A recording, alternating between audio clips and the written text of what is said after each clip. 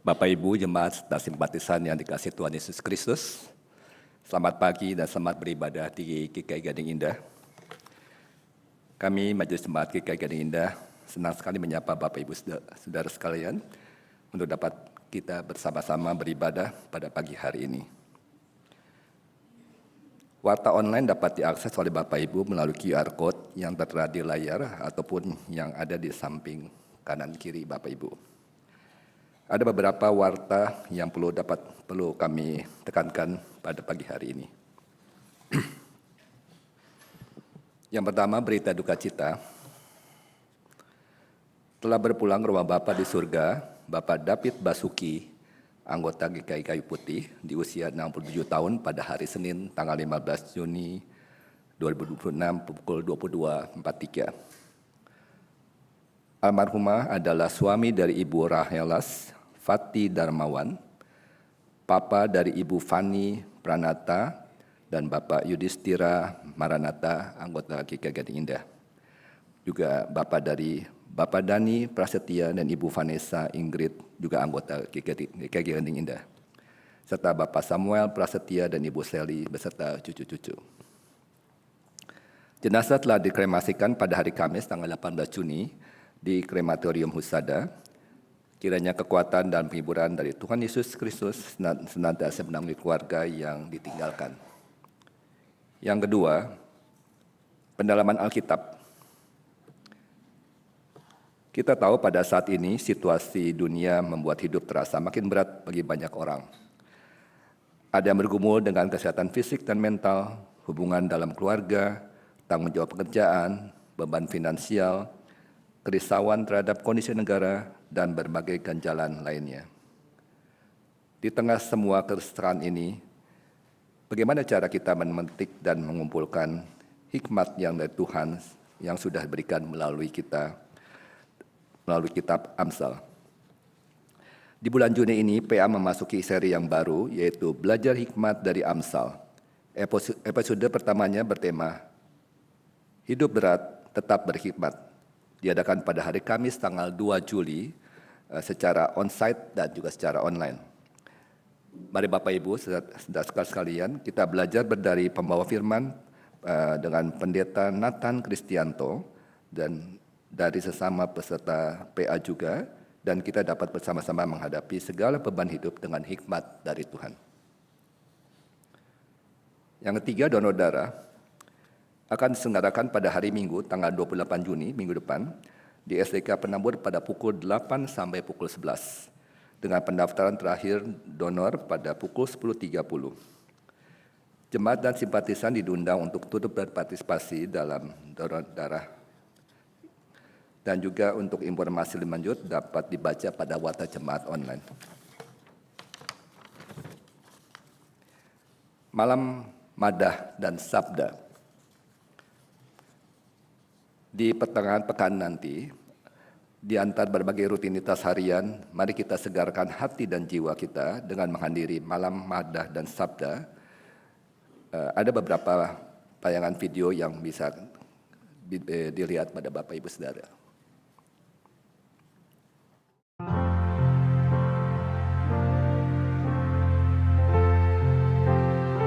Jemaat yang dikasihi Tuhan, kita menjalani hari-hari yang dipenuhi dengan berbagai peristiwa yang mengundang kita masuk dalam pertanyaan-pertanyaan tentang hari depan. Kita tentu mengingat satu tokoh dalam Alkitab yang juga bergulat dalam meletakkan iman percayanya bersama dengan Tuhan di dalam ketegangan dengan pikiran dan rancangan manusia. Bersama saya, Pendeta Santiani Manurung dan TPG Arya, kita akan menapaki perjalanan iman Abraham melalui perenungan sabda dan madah yang kita nyanyikan bersama.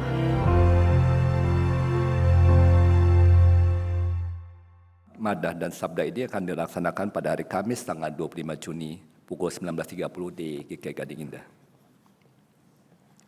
Warta kelima, kegiatan masa liburan. Di masa liburan sekolah mendatang ada beberapa kegiatan untuk anak-anak kita. Yang pertama adalah kegiatan pertama sekolah Alkitab liburan dengan tema Jesus is my anchor untuk anak-anak kelas TKB dan sampai dengan kelas 3 SD pada tanggal 2 sampai 3 Juli 2026 Dan biaya kontribusi untuk itu adalah sebesar Rp200.000. Pendaftaran terakhir pada 25 Juni 2026. Yang kedua adalah kegiatan untuk anak kelas 4 sampai kelas 6 SD adalah camp anak dengan tema Mission is Possible di RT Resort and Convention Center Gadok Puncak pada tanggal 9 sampai 11 Juli 2026. Untuk biaya kontribusi adalah sebesar Rp400.000 dan pendaftaran terakhir adalah hari ini. Yang ketiga, untuk kegiatan remaja, ada camp remaja dengan tema Unabridged di Villa RDM Gunung Gelis pada tanggal 30 Juni sampai 2 Juli. Biaya kontribusi sebesar Rp400.000 juga. Pendaftaran juga adalah hari ini. Mari Bapak Ibu sekalian, kita dorong dan dukung anak-anak kita untuk mengikuti kegiatan-kegiatan tersebut agar masa liburan menjadi makin bermakna. WhatsApp channel GKI Gading Indah. Bapak Ibu, kami mengajak pada seluruh jemaat dan simpatisan untuk follow WhatsApp channel GKI Gading Indah melalui WA channel. Ibu dan Bapak akan mendapatkan informasi terbaru serta kehidupan GKI Gading Indah secara real time. Privasi Bapak Ibu juga terjaga dan tidak terdistraksi dari chat pengguna yang lain.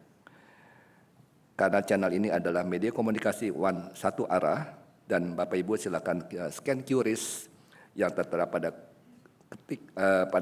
pada Bapak Ibu Warta Jemaat Online, dan juga ketik link untuk mulai menggunakan channel ini.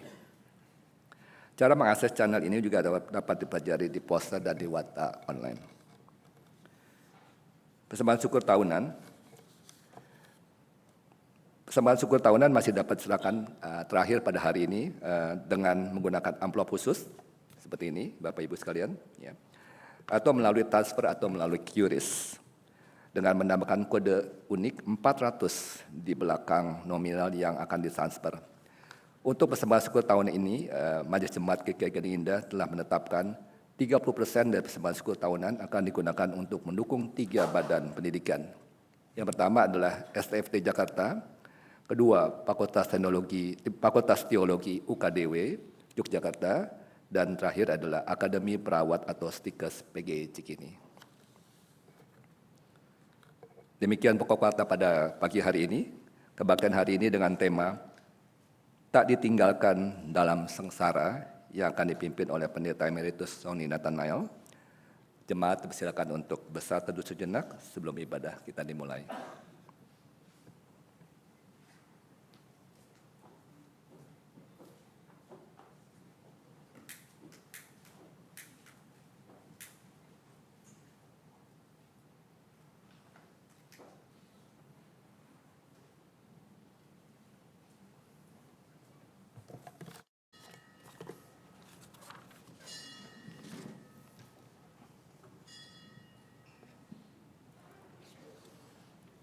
Umat terkasih, saat ini kita berhimpun untuk menghadap Tuhan. Mari membawa baik ungkapan syukur maupun pergumulan kepadanya, karena dialah dasar iman yang teguh.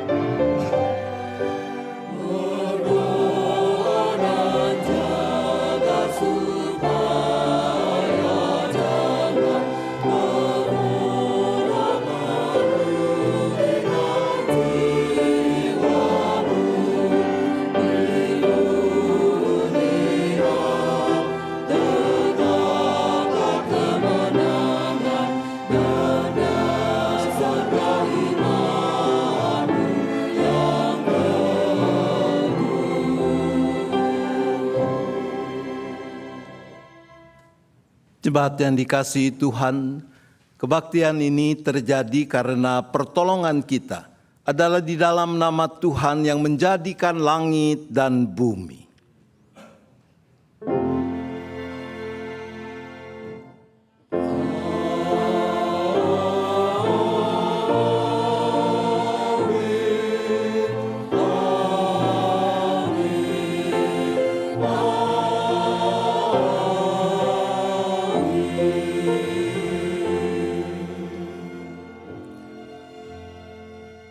Salam sejahtera bagi saudara-saudara yang datang dalam nama Tuhan. Tuhan besertamu.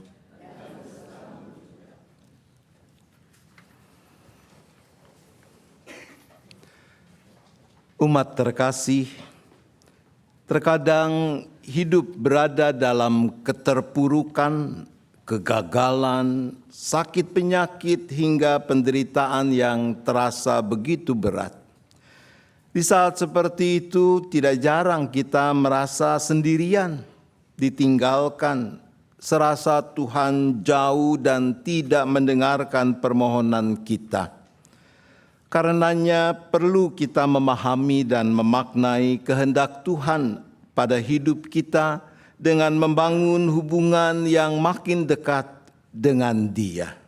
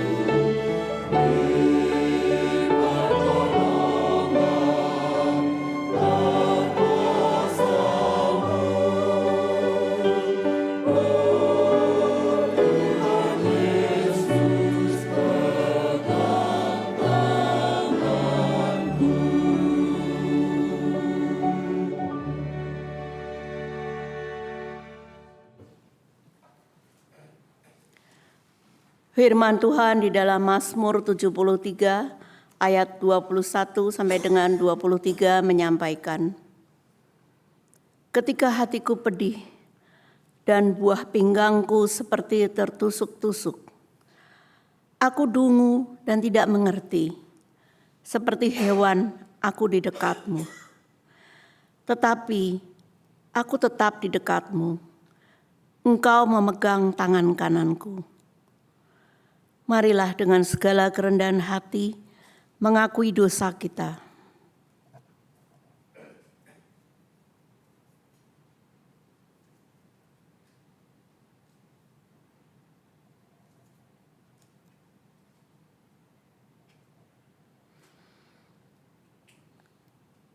Ya Tuhan, Allah yang Maha Pengasih, hari ini kami datang membawa hati kami yang terasa hampa, lelah, dan terasa jauh darimu.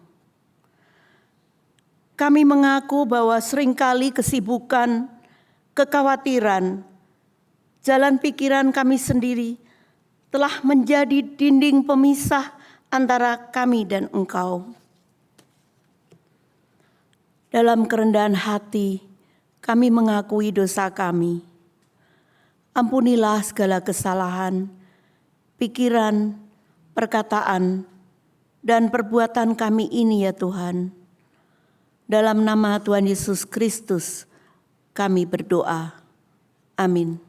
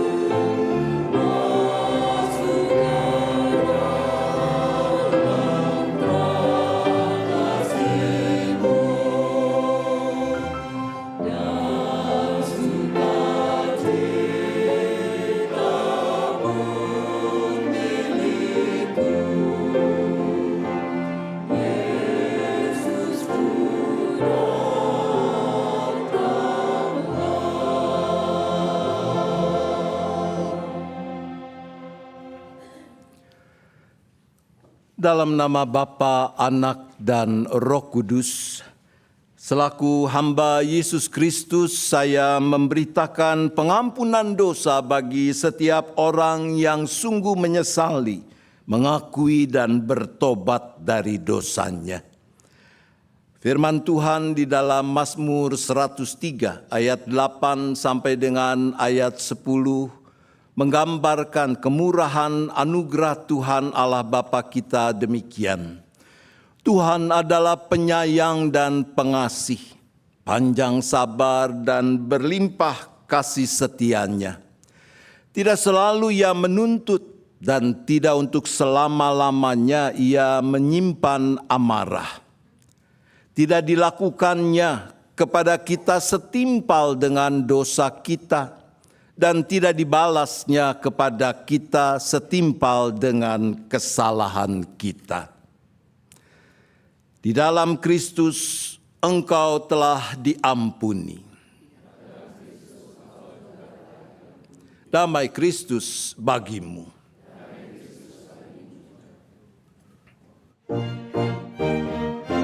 Bersukacitalah selalu, tunjukkan wajah gembiramu. Lihat teman di kanan kiri dan di sekitarmu, berikan salam damai, karena kasih karunia serta pengampunannya diberi. Hiduplah dalam damai, seorang dengan yang lain, itu kehendak Tuhan bagimu. Hiduplah dalam damai, seorang dengan yang lain, itu kehendak Tuhan bagimu.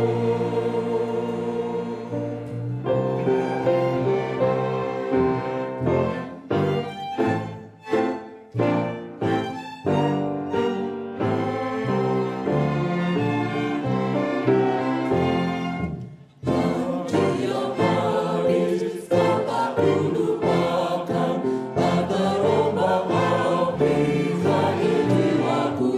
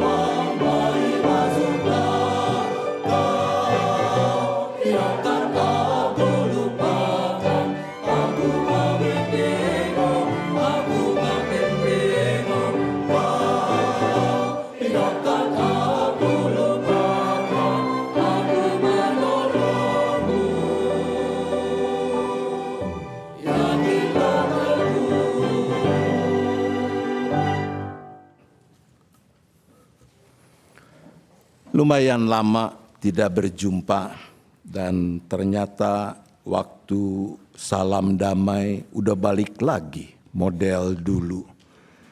Begitu nyanyi langsung salam-salaman. Bertobatlah saudara-saudara. Mari kita berdoa. Bapa di surga, sungguh kami bersyukur karena Engkau Allah yang setia. Bahkan sekalipun di sana-sini kami telah berlaku tidak setia, Engkau tetap setia mengasihi kami. Saat ini kami secara khusus datang dalam doa kami.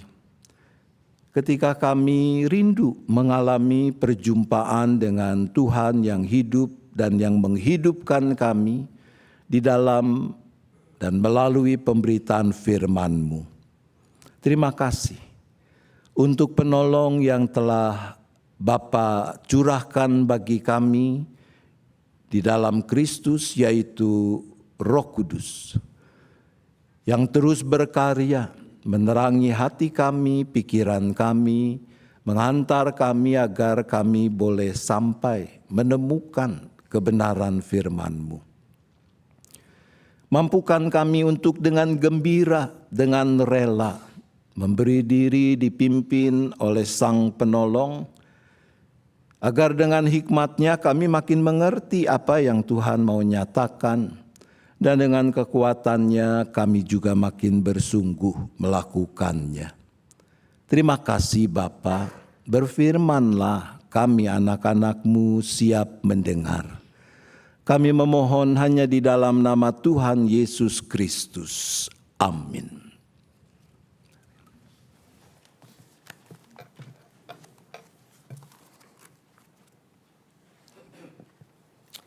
Bacaan pertama dari Kejadian 21 ayat 8 hingga 21.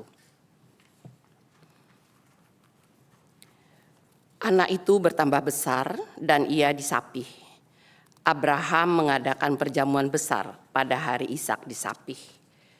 Pada waktu itu, Sarah melihat bahwa anak yang dilahirkan Hagar, perempuan Mesir itu bagi Abraham, sedang main dengan Ishak anaknya sendiri. Berkatalah Sarah kepada Abraham, "Usirlah hamba perempuan itu beserta anaknya, sebab anak hamba ini tidak akan menjadi ahli waris bersama anakku Ishak."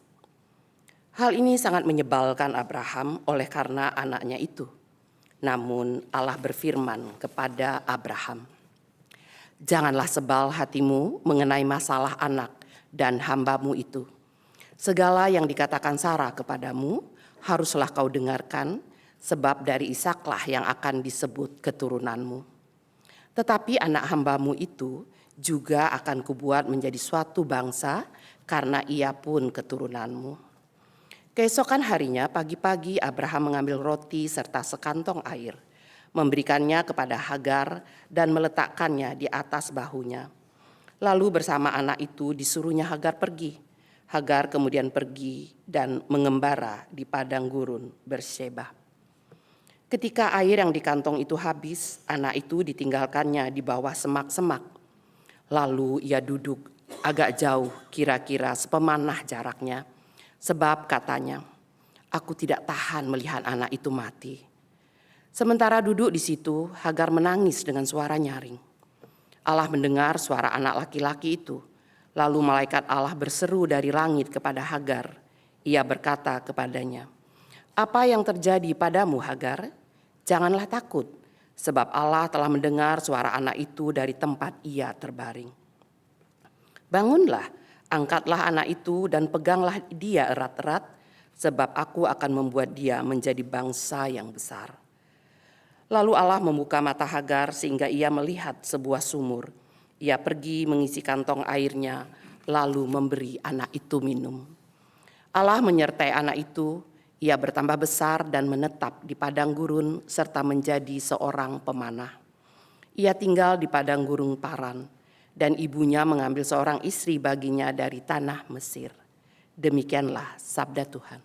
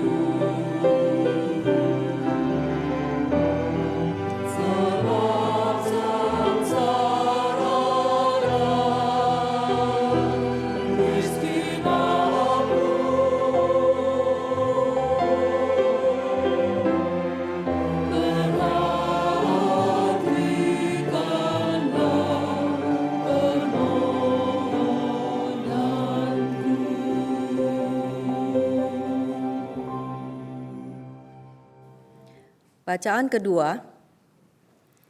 kedua menurut Roma 6 ayat 1b sampai 11.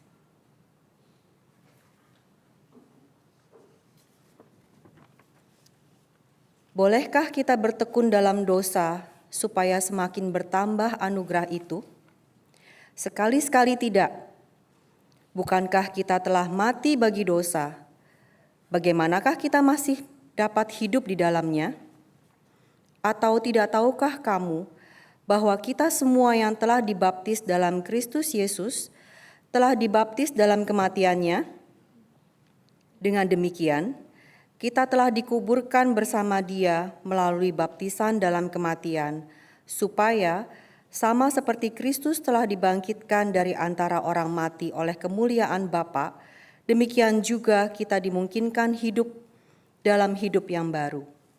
Sebab, jika kita telah menjadi satu dengan apa yang serupa dengan kematiannya, kita juga akan menjadi satu dengan apa yang serupa dengan kebangkitannya. Karena kita tahu bahwa manusia lama kita telah turut disalibkan, supaya tubuh dosa kita hilang kuasanya, agar jangan kita menghambakan diri lagi kepada dosa. Sebab siapa yang telah mati, ia telah bebas dari dosa. Jadi, karena kita telah mati dengan Kristus, kita percaya bahwa kita akan hidup juga dengan Dia. Sebab kita tahu bahwa sesudah dibangkitkan dari antara orang mati, Kristus tidak mati lagi. Maut tidak berkuasa lagi atas Dia. Sebab Ia mati, yakni mati terhadap dosa, satu kali untuk selama-lamanya. Namun Ia hidup, yakni hidup bagi Allah.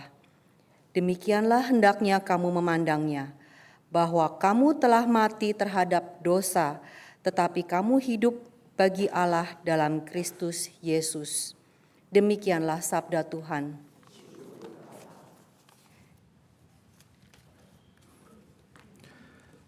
Inilah Injil Tuhan Yesus Kristus menurut Matius.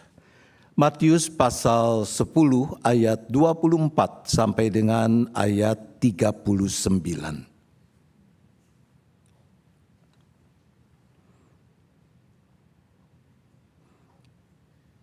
Dipersaksikan demikian. Seorang murid tidak lebih daripada gurunya atau seorang hamba daripada tuannya. Cukuplah bagi seorang murid jika ia menjadi sama seperti gurunya, dan bagi seorang hamba jika ia menjadi sama seperti tuannya. Jika tuan rumah disebut Beelzebul, apalagi seisi rumahnya.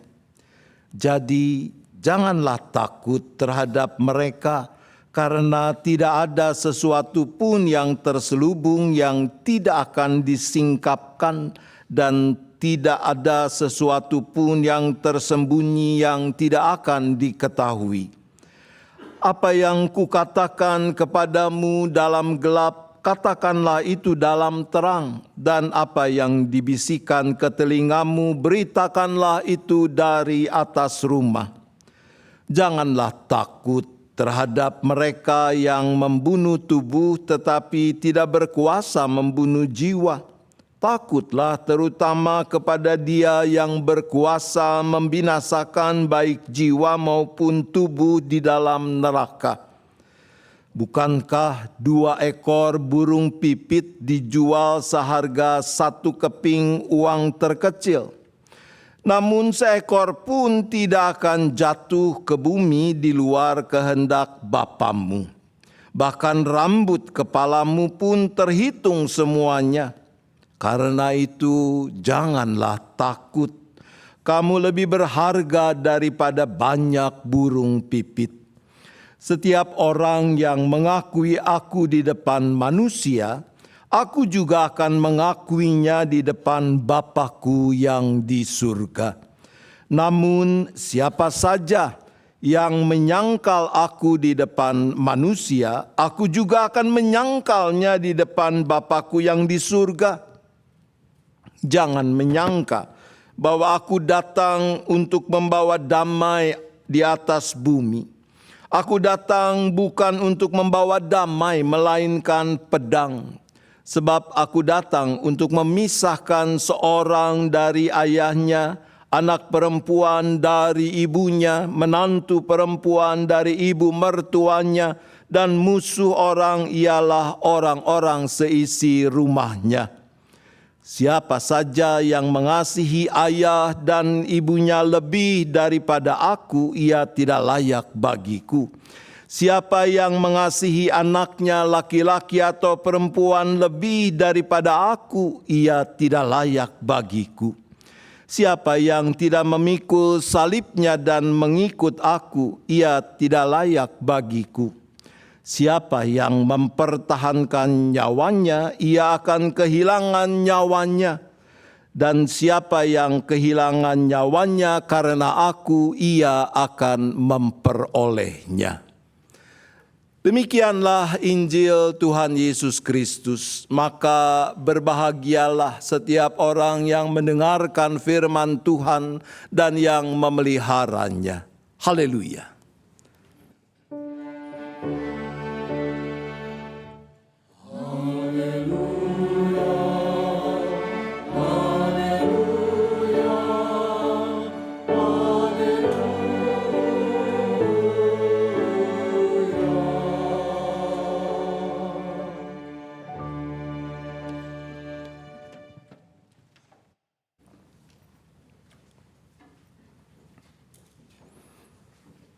Tak ditinggalkan dalam sengsara. Itu tema kebaktian minggu pada hari ini. Dan sesuai dengan tema, maka kita akan lebih memusatkan perhatian kita pada bacaan 1 dan sebagian dari teks Injil. Ngomong-ngomong, adakah di antara ibu bapa, saudara-saudara yang hobinya sengsara? Ada? Arya barangkali? Senyumnya mengatakan tidak. Tidak ada satu orang pun yang secara sadar, secara sengaja menginginkan hidupnya itu diisi dengan kesengsaraan. Kata sengsara menurut Kamus Besar Bahasa Indonesia, dia berarti kesulitan atau kesusahan atau penderitaan. Dan yang namanya sengsara atau kesengsaraan dalam arti seperti itu, kita tahu dia bisa mewujud di dalam berbagai hal. Bisa berkaitan dengan berbagai aspek kehidupan. Dalam skala yang lebih besar, misalnya kesengsaraan bisa terjadi dialami oleh cukup banyak orang ketika ada kebijakan-kebijakan yang diambil oleh pemerintah yang tidak berpihak pada kebaikan rakyat.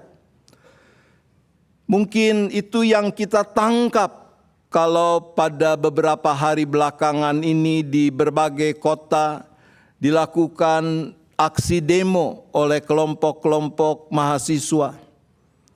Mereka menuntut supaya pemerintah makin bijak, makin adil, makin benar di dalam merencanakan dan melakukan berbagai hal yang terkait dengan hajat orang banyak.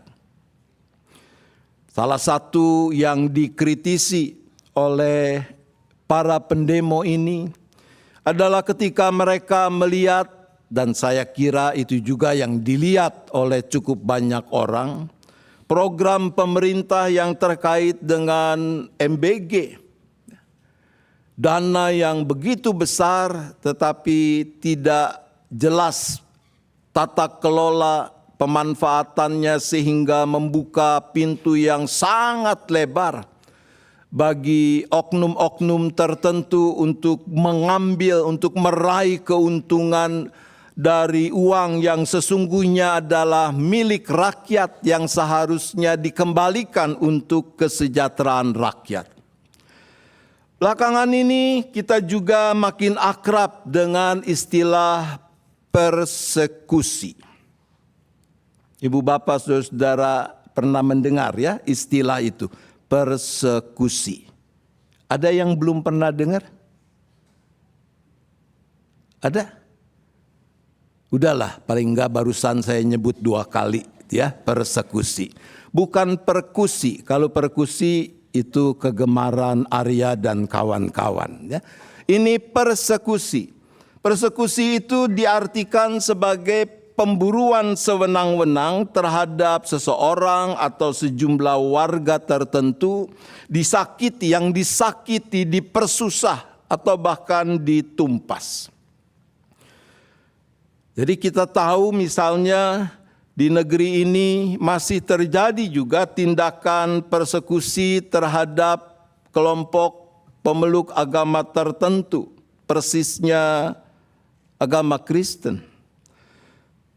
April 2026 dicatat apa yang terjadi di Tangerang ketika sekitar 200-an massa menggeruduk, menyegel tempat ibadah POK, Persekutuan Oikumene Umat Kristen yang ada di Teluk Naga saat umat sedang menyelenggarakan ibadah Jumat Agung. Apa yang terjadi di Bantul pada bulan Mei ketika aktivitas ibadah syukur dari jemaat gereja misi sejahtera dibubarkan secara paksa oleh kelompok orang tertentu dan sebagainya.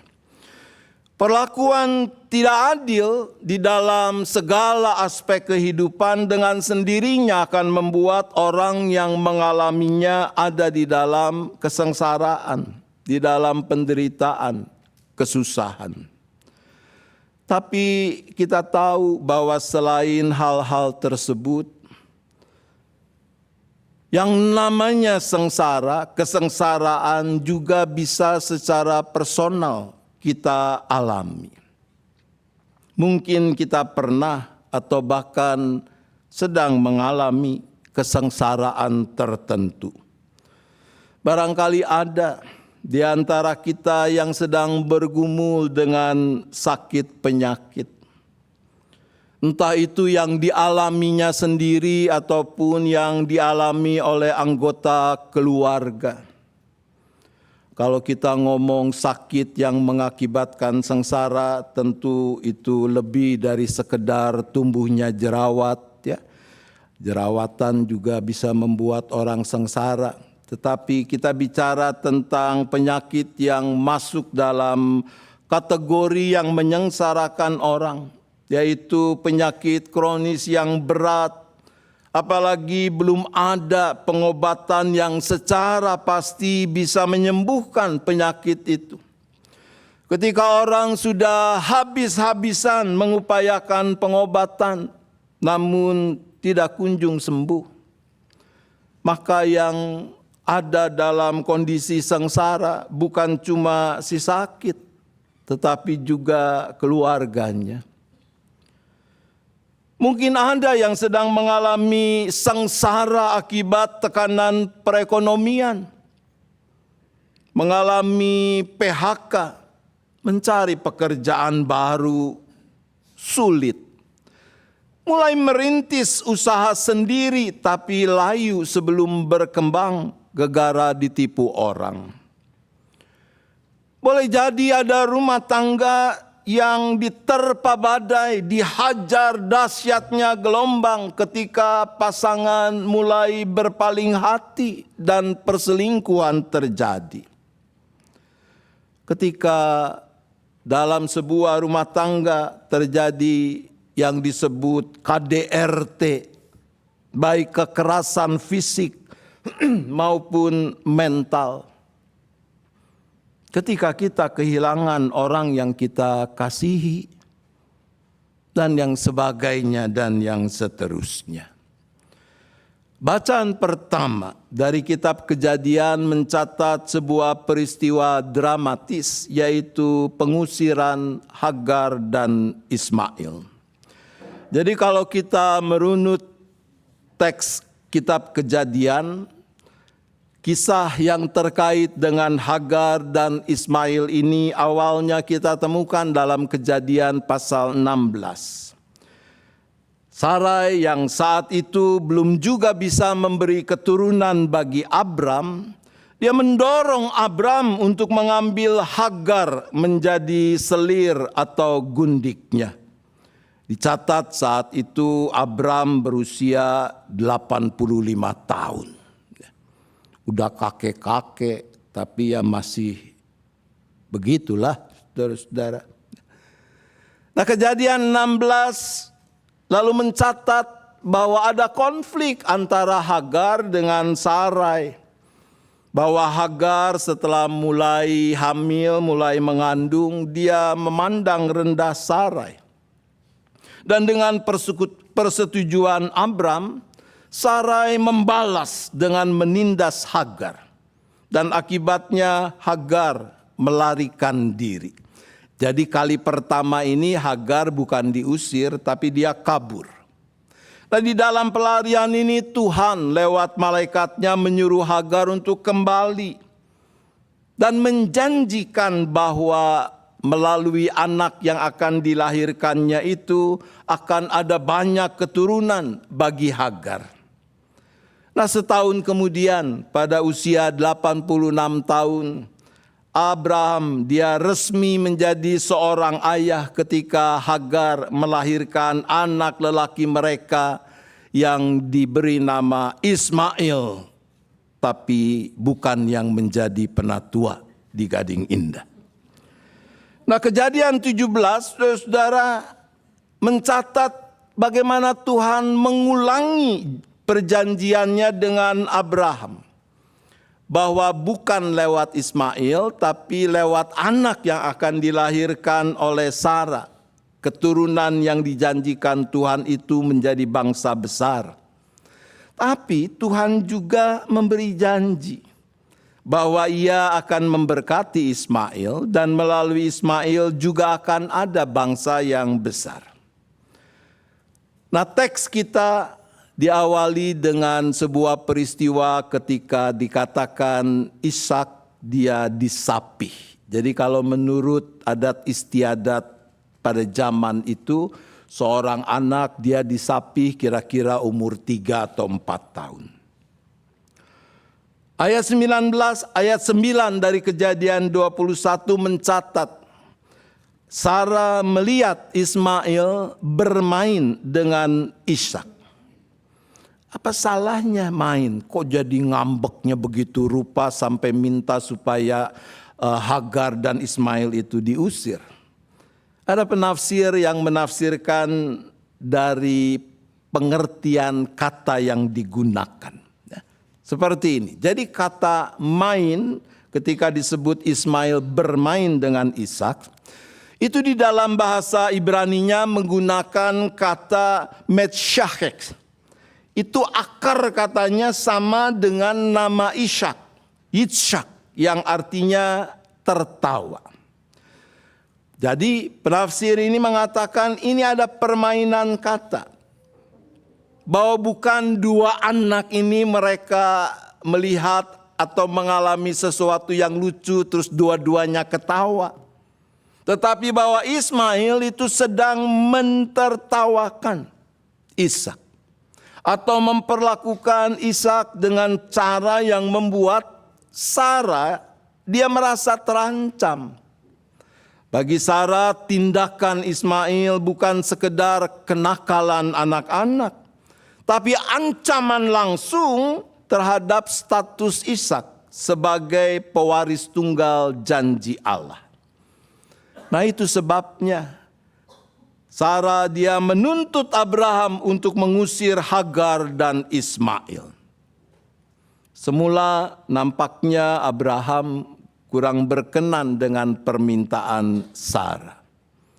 Sebab betapapun Ismail adalah darah dagingnya dan sudah belasan tahun ada bersamanya. Karena itu dipakai kata Abraham sebal dalam hatinya. Tapi Tuhan punya rencana lain. Tuhan menegaskan. Janganlah sebal hatimu mengenai masalah anak dan hamba-Mu ini.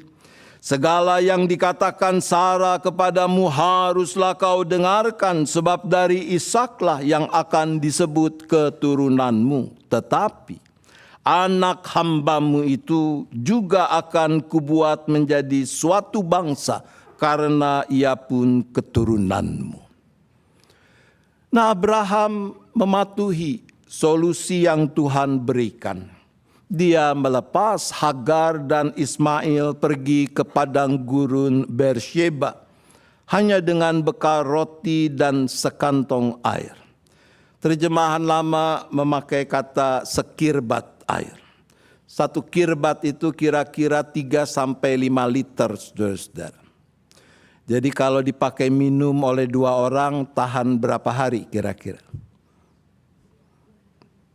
Berapa hari kira-kira? Paling 2 hari begitu. Diirit-irit itu juga minumnya. Memang tidak diceritakan sudah berapa hari Hagar dan Ismail ada di padang gurun itu. Tapi pastilah bekal itu tidak akan bertahan lama di bawah terik matahari gurun yang begitu keras. Manusia bisa hidup sampai beberapa puluh hari, beberapa minggu tanpa asupan makanan. Tapi kalau tanpa asupan air yang diminum, dia hanya bisa bertahan beberapa hari. Nah, teks kita menceritakan ketika air habis, Hagar diperhadapkan pada keputusasaan seorang ibu. Ia meletakkan Ismail di bawah semak-semak agar terhindar dari panas terik. Lalu ia duduk menjauh karena dia tidak sanggup melihat anaknya mati perlahan akibat dehidrasi. Di sana Hagar menangis dengan keras. Lalu ayat 17 dalam Kejadian 21 mengatakan, Allah mendengar suara anak laki-laki itu. Kita tidak tahu apa yang disuarakan oleh Ismail. Mungkin dia merintih di tengah kehausan yang menderanya. Mungkin dia berseru agar Allah segera mengambil saja nyawanya dan nyawa Hagar ibunya ketimbang mereka harus menderita sengsara seperti itu. Mungkin juga ia mempertanyakan keadilan Allah. Tapi boleh jadi ia berseru minta pertolongan Allah. Ibu bapak saudara-saudara yang dikasihi Tuhan, sebagai orang yang mengaku beriman, salah satu persoalan mendasar yang bisa terjadi ketika kita mengalami kesengsaraan adalah korelasi, kaitan kondisi itu dengan Allah. Ada sebagian orang yang lalu merasa bahwa Allah tidak mempedulikan. Allah diam saja berpangku tangan. Padahal tidak kurang memohon pertolongannya. Orang yang merasa bahwa kesengsaraan itu harus dipikulnya sendirian. Nah, kalau situasi seperti itu terjadi, apa kira-kira yang bisa terjadi dalam diri orang yang merasa seperti itu?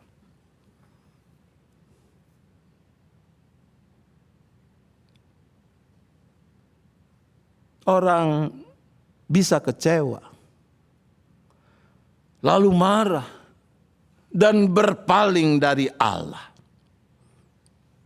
Celakanya ketika berusaha menanggung kesengsaraan itu dengan kekuatan sendiri, kita akan kelelahan dan akhirnya tidak sanggup melangkah lebih jauh.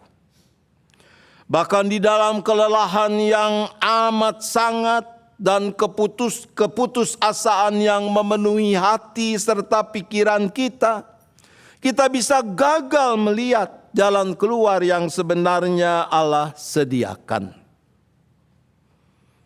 Nama Ismail secara harfiah berarti Allah mendengar. Nah, melalui peristiwa yang dicatat dalam kitab Kejadian ini, nama Ismail digenapi. Bahwa Tuhan Allah tidak hanya mendengar doa umat pilihannya, Abraham, Sarah, tetapi dia juga mendengar tangisan anak yang terbaring di tengah padang gurun yang panas itu. Allah membuka mata Hagar sehingga dia bisa melihat sebuah sumur air. Sumur yang sebenarnya sudah ada di sana. Jadi yang terjadi bukan ujuk-ujuk Allah menghadirkan ada sebuah sumur. Sumur itu sudah ada, tetapi di dalam keputusasaan, kepanikan, kecemasan yang menguasai dirinya, Hagar gagal melihat adanya sumur itu. Allah mencelikan mata Hagar dan dia bisa melihat bahwa sumur itu ada. Allah adalah Allah yang setia. Dia ingat akan janjinya. Dia tidak meninggalkan Hagar dan Ismail di tengah kesengsaraan mereka. Nah, kabar sukacitanya bahwa Allah yang sama adalah Allah yang kita sembah di dalam Yesus Kristus. Kalau dia setia memenuhi janjinya pada Hagar, maka dia juga akan memenuhi janjinya pada kita. Bacaan Injil hari ini adalah bagian dari pengajaran Yesus kepada ke-12 murid sebelum ia mengutus mereka pergi memberitakan Injil Kerajaan Surga. Pengajaran ini tidak cuma berisi janji-janji manis tentang kenyamanan, tentang reward yang akan diterima, tapi sebuah pemberitahuan yang realistis sekaligus penguatan yang radikal tentang konsekuensi menjadi pengikut Kristus. Dan menurut saya yang terpenting adalah janji yang Tuhan berikan. Manakala kesengsaraan, penderitaan harus ditanggung para pengikut Kristus. Ayat 29 sampai 31 dari Matius 10 mengatakan begini. Bukankah 2 ekor burung pipit dijual seharga 1 keping uang terkecil? Namun seekor pun tidak akan jatuh ke bumi di luar kehendak Bapamu. Bahkan rambut kepalamu pun terhitung semuanya. Karena itu janganlah takut. Kamu lebih berharga daripada banyak burung pipit. Firman Tuhan ini mengingatkan betapa berharganya kita di hadapan Allah Bapa kita dalam Yesus Kristus. Jika burung-burung pipit ia pelihara, bukankah terlebih lagi kita yang dikasihinya seperti anak-anaknya sendiri? Pastilah ia tidak akan meninggalkan kita manakala kita harus menanggung sengsara dalam perjalanan hidup kita sebagai para pengikut Kristus. Oleh karena itu, ketika kita mengalami kesengsaraan, kita diajak untuk tidak memberi diri dikuasai ketakutan. Kenapa? Karena ketakutan dapat melumpuhkan kita, membutakan mata hati kita sehingga kita gagal melihat kehadiran Allah yang mau memberi kekuatan yang kita butuhkan guna menanggung kesengsaraan itu. Sama seperti Hagar, sama seperti para murid, kita diajak untuk berani tetap mempercayakan seluruh keberadaan kita kepada Allah Bapa kita di dalam Yesus Kristus dan persekutuan Roh Kudus. Memohon agar kita tetap diberi kepekaan untuk melihat jalan yang Tuhan bukakan yang kadang tidak sama dengan jalan yang kita inginkan. Memohon agar kita diberi kekuatan untuk mengikuti jalan yang Tuhan berikan yang tidak selalu cocok dengan harapan kita. Kita diajak untuk dengan jujur, dengan tulus berdoa. Ya Bapa, inilah kami anak-anak-Mu di dalam segala kelemahan dan kerapuhan kami. Tolong kami agar mampu terus mempercayakan seluruh keberadaan kami hanya kepadamu. Bahkan sekalipun kami belum melihat jalan yang Bapa bukakan. Tuhan menolong kita. Amin.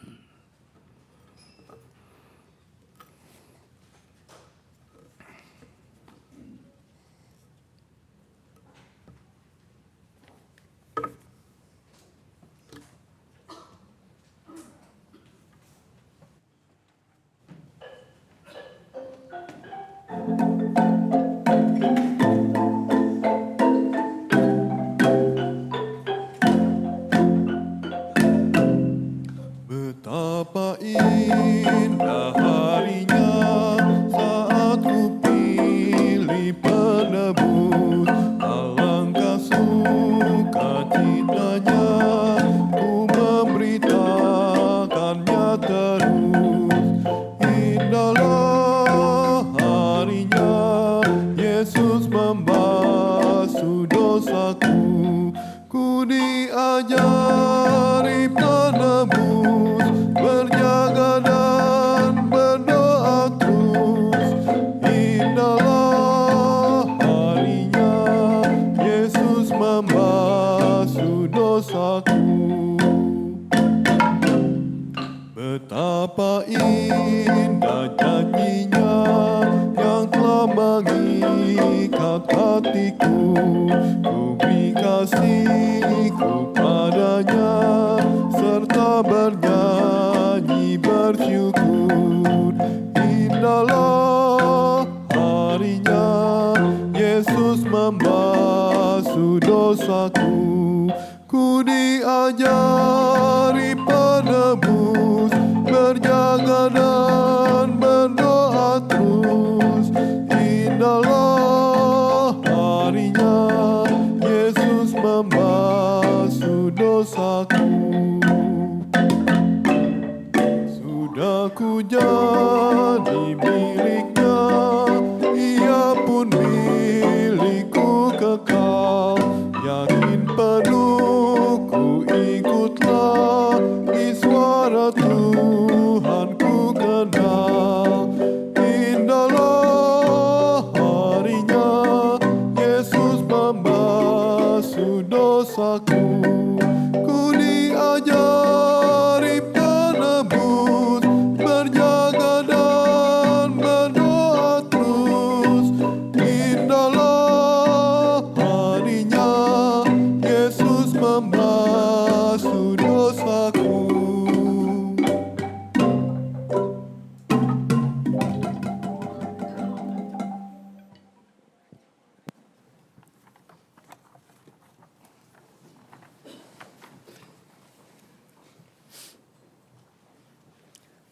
Marilah kita bersama dengan umat Allah di masa lalu, masa kini, dan masa depan mengingat pengakuan pada baptisan kita menurut pengakuan iman rasuli. Aku percaya pada Allah, Bapa yang kuasa, Khalik langit dan bumi, dan kepada Yesus Kristus, anak yang tunggal, Tuhan kita, yang dikandung dari Kudus, lahir dari Maria, yang menderita sengsara di bawah pemerintahan Pontius Pilatus, disalibkan, mati dan dikuburkan, turun ke jalan maut. Pada yang ketiga, bangkit pula dari mati, naik surga, duduk sebelah kanan Allah, Bapa yang Maha Kuasa, dan sana ia akan datang untuk menghakimi orang yang hidup dan mati.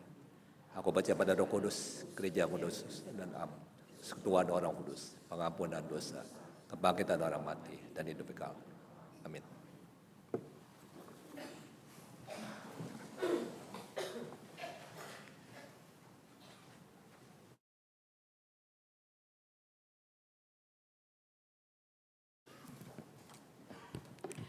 Jemaat yang dikasihi Tuhan, selamat pagi. Pertama-tama perkenankan kami dari Lembaga Alkitab Indonesia mengucapkan banyak terima kasih atas kesempatan dari Bapak dan Ibu Majelis dan jemaat yang tetap setia mendukung pelayanan Lembaga Alkitab Indonesia melalui berbagai program, baik itu Sahabat Alkitab. Saya mencatat ada 23 sahabat Alkitab dari GKI Gading Indah yang dengan penuh kesetiaan lebih dari 15 tahun atau 20 tahun terus menopang LAI, juga program Satu Dalam Kasih. Juga untuk Ibu Pangarti Nawati selaku koordinator sahabat Alkitab dan Satu Dalam Kasih dari GKI Gading Indah.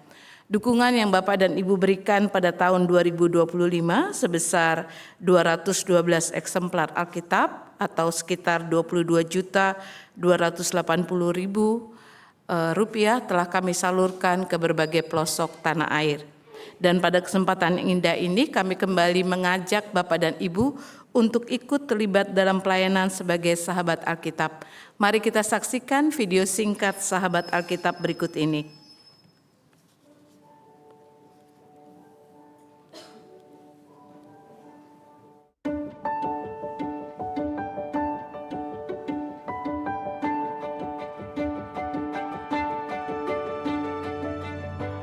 Firman Allah menjangkau semua generasi. Visi besar yang dimiliki oleh Lembaga Alkitab Indonesia ini memiliki tujuan agar firman Allah dapat diperoleh dan dinikmati oleh seluruh kalangan.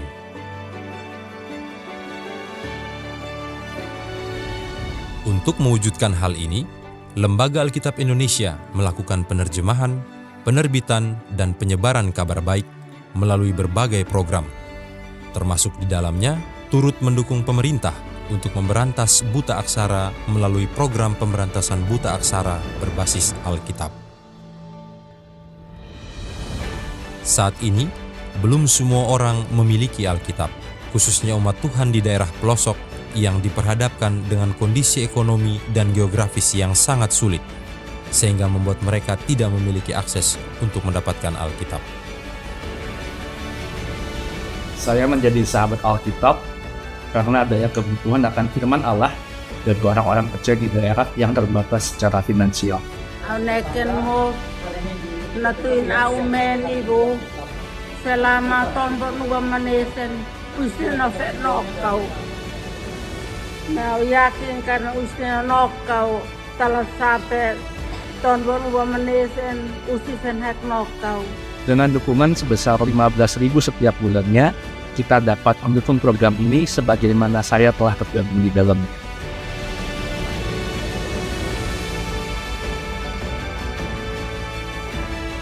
Kalau lupa, dulunya aku tak pakai pasibasa.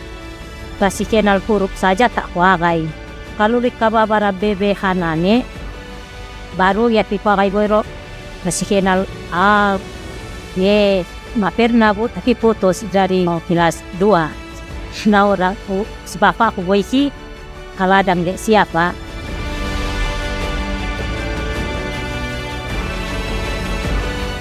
Mari menjadi jawaban doa dari umat Allah di seluruh daerah yang merindukan kehadiran firman Allah.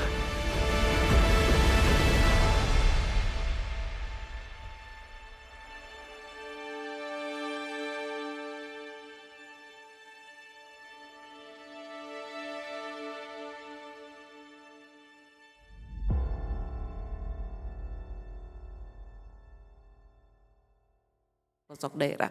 Setiap donasi yang diberikan akan kami pertanggungjawabkan selama sekitar 3 bulan sekali kami akan mengirimkan laporan kepada koordinator sehingga Bapak dan Ibu tahu bahwa dana yang Bapak dan Ibu berikan itu dipersembahkan atau diserahkan kepada gereja ataupun kepada kelompok ataupun kepada proyek apa. Bisa saja penerjemahan Alkitab atau tadi pemberantasan buta aksara dan berbagai proyek yang sangat membutuhkan doa dan juga dukungan dana.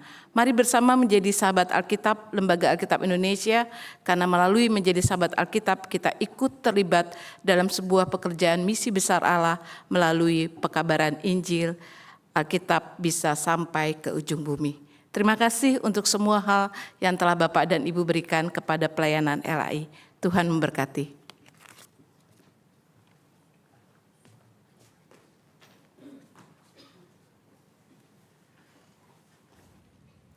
Mari kita bersyafaat.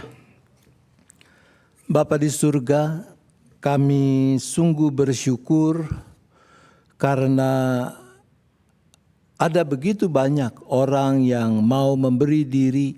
Tuhan ikut sertakan mengerjakan misi Allah di dunia ini. Dan khususnya hamba-hambamu, anak-anakmu yang melayani di Lembaga Alkitab Indonesia.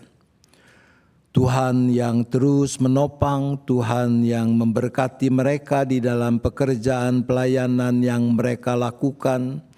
Ada begitu banyak hal yang dikerjakan.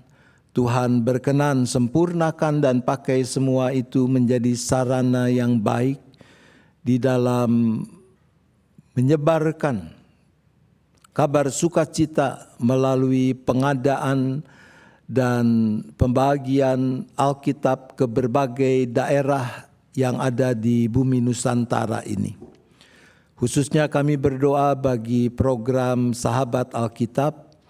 Kiranya Tuhan kami juga mau memberi diri untuk ikut serta di dalam program yang baik ini, sehingga lebih banyak lagi Alkitab yang diterjemahkan ke dalam berbagai bahasa daerah yang bisa diadakan dan dibagikan kepada saudara-saudara kami di berbagai pelosok di bumi Nusantara ini. Ya Bapa, kami berdoa bagi mereka yang sedang ada di dalam kesesakan, dalam sengsara akibat bencana alam yang terjadi di berbagai daerah, di Sulawesi Utara, Sulawesi Tengah, dan daerah-daerah lain yang seringkali luput dari perhatian media dan masyarakat. Ya Bapa, kami tidak perlu mengingat-ingatkan Tuhan supaya Tuhan ingat pada mereka. Sebab pasti Tuhan bukan cuma ingat, Tuhan ada bersama mereka di tengah kesengsaraan mereka. Tapi Tuhan memanggil kami, Tuhan mau menyertakan kami untuk mewujudkan kasih-Mu kepada mereka lewat tindakan-tindakan konkret yang bisa kami lakukan. Beri kami hikmat, khususnya juga sebagai gereja, supaya kami secara bertanggung jawab dapat turut meredakan beban yang mereka pikul. Dan Tuhan juga pakai pemerintah, lembaga-lembaga swadaya masyarakat, badan-badan kemanusiaan untuk menjadi mitra Allah di dalam memulihkan kondisi mereka yang ada di dalam kesesakan ini. Kami berdoa ya Bapa bagi perjuangan berbagai elemen masyarakat dalam menyuarakan hak rakyat berdasarkan kebenaran dan keadilan. Kiranya Tuhan yang juga boleh membuka jalan sehingga perjuangan mereka bisa membuahkan hasil positif. Tuhan pelihara kemurnian motivasi mereka yang menyuarakan hak rakyat ini. Tuhan beri kebijaksanaan sehingga apa yang mereka lakukan tidak tersusupi oleh macam-macam upaya untuk melemahkan atau menyelewengkan dari tujuan yang semula. Tuhan juga yang beri keluasan hati kepada pemerintah, kesungguhan untuk mau melakukan pembenahan secara serius dan tidak berlambat-lambat untuk mewujudkannya.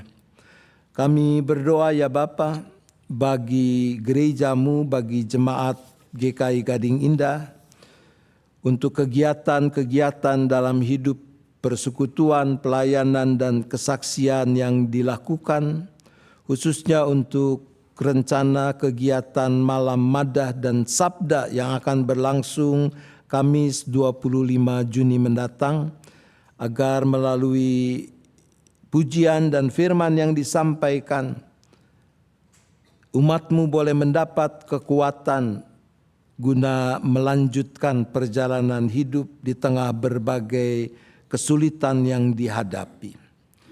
Ya Bapa, kami berdoa bagi setiap anggota, setiap jemaat, baik anggota maupun simpatisan seisi keluarga masing-masing, dengan berbagai beban yang saat ini harus dipikul. Mungkin ada yang sedang sakit, ada keluarga yang merawat yang sakit.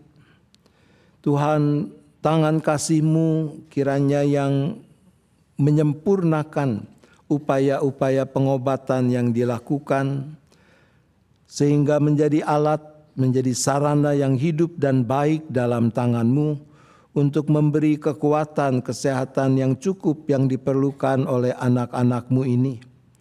Tuhan, tambahkan kasih, sukacita yang meluap bagi keluarga yang mendampingi.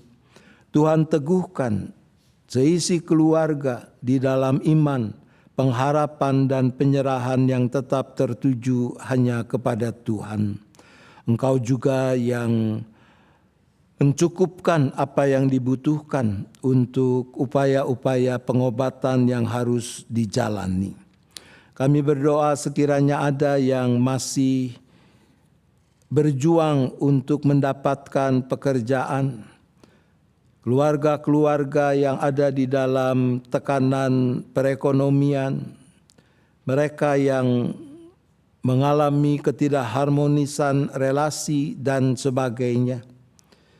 Tuhan, teguhkan mereka semua, Tuhan, teguhkan kami semua, agar kami tetap menaruh pengharapan kami hanya kepadamu, sehingga kami boleh mendapat kelegaan di dalam keteguhan iman kami, juga boleh menemukan solusi yang Tuhan berikan seturut dengan kehendak-Mu saja. Ya Bapa, kami tetap berdoa bagi bangsa dan negara kami, khususnya di tengah kesulitan ekonomi yang dihadapi. Tuhan yang juga memberikan kepada kami sebagai bagian dari bangsa ini kepekaan terhadap kondisi sesama, sehingga kami dapat hidup membangun kehidupan di mana kami saling menopang. Kami berdoa ya Bapa bagi makin terwujudnya kedamaian dan stabilitas politik dan ekonomi dunia di tengah konflik yang masih ada. Tuhan, kiranya Engkau yang tetap turut campur tangan sehingga penyelesaian damai dari konflik-konflik yang terjadi khususnya di Timur Tengah boleh mewujud nyata. Terima kasih ya Bapa, kami bersyafaat hanya di dalam nama Yesus Kristus, Tuhan yang mengajar kami doa yang kami hayati lewat lagu ini.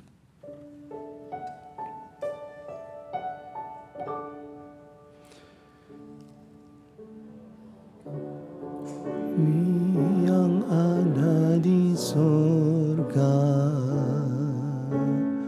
dikuduskanlah nama-Mu,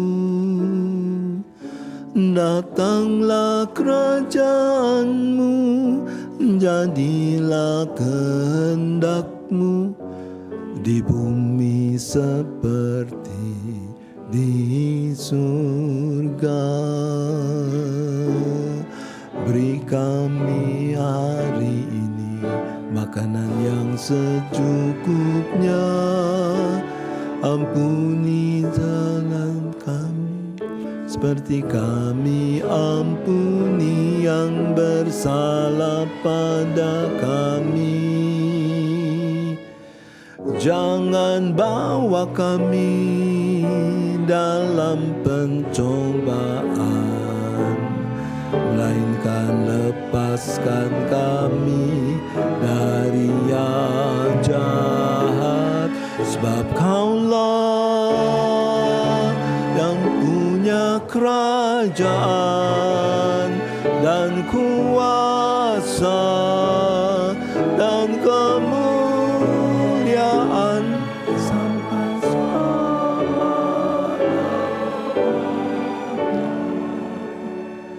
Amin. Amin.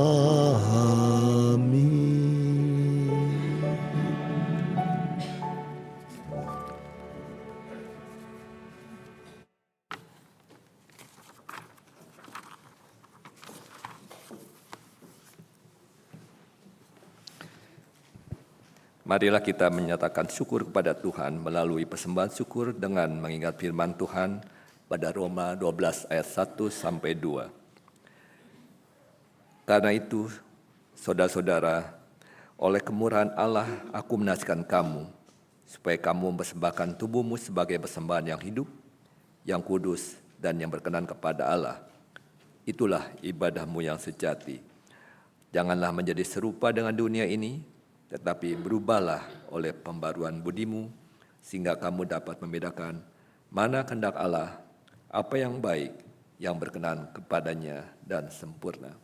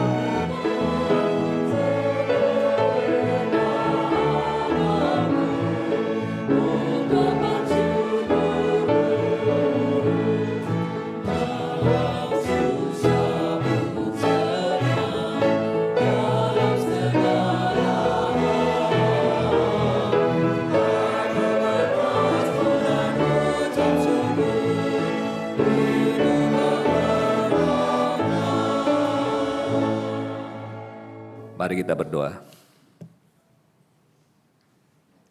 Ya Allah, kami sungguh bersyukur kami beroleh anugerah untuk menjadi anak-anak-Mu dan memiliki Engkau, Allah yang Maha Kuasa, yang telah mengasihi dan memelihara kami. Di dalam kasih setia-Mu, kami terus mengalami kelimpahan berkat dalam segala situasi yang Engkau izinkan terjadi dalam hidup kami. Saat ini ya Bapa, kami memberikan persembahan Kiranya Engkau berkenan menerimanya sebagai tanda kesungguhan kami mempersembahkan seluruh hidup kami sebagai persembahan yang berkenan kepadamu. Kami berdoa hanya dalam nama Tuhan Yesus Kristus. Amin.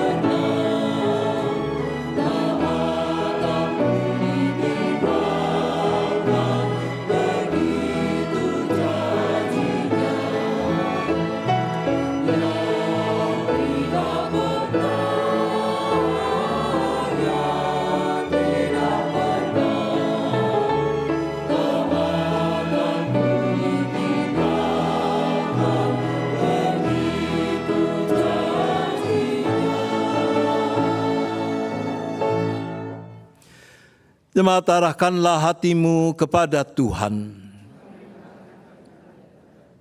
Jadilah saksi Kristus. Terpujilah Tuhan. Terimalah berkat-Nya. Tuhan memberkati engkau dan melindungi engkau. Tuhan menyinari engkau dengan wajah-Nya dan memberi engkau kasih karunia. Tuhan menghadapkan wajah-Nya kepadamu dan memberi engkau damai sejahtera.